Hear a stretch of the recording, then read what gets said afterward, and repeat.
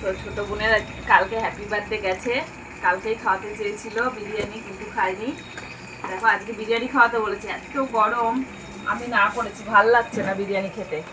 তাই ছেলে খেয়ে আসলো দোকান থেকে, কী খেয়েছে আমি এখনও জানি না, ও রেস্টুরেন্টে খেয়ে এসছে, ও মাসি বলেছে। আর আমি যাইনি বলে, আমি খেতে চাইনি বলে বোন এটা দেখো আমুলের আইসক্রিম, দারুণ খেতে, কেশরের। দেখো বলে মানে রেখেছি, মানে গলার জন্য বরফ হয়েছিল। শাশুড়িকে দিলাম, মেয়েটাকে দিলাম, মেসদিকে দিলাম।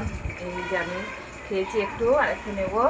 সেই সেই সেই খেতে ঘুরে এখান থেকে দেবো। আগে এটা ডিপ ফ্রিজে রাখি, বরফ মানে না হলে তোমাদের দাদাভাই খেতে পারবে না।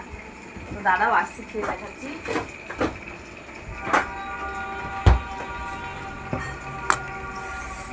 সেই টেস্ট গরমে বলো, বিরিয়ানির থেকে এটা ভালো হয়নি খাওয়াটা।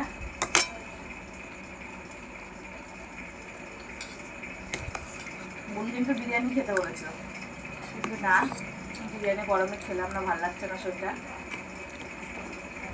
দারুণ আমলের, দারুণ দারুণ টেস্টি। গরমে কে পছন্দ করো আমার মতো আইসক্রিম খেতে? তো চলো বাই, আইসক্রিমটা খেয়ে নিই, সবাই ভালো থেকো, সুস্থ থাকো গরমে, টেক কেয়ার।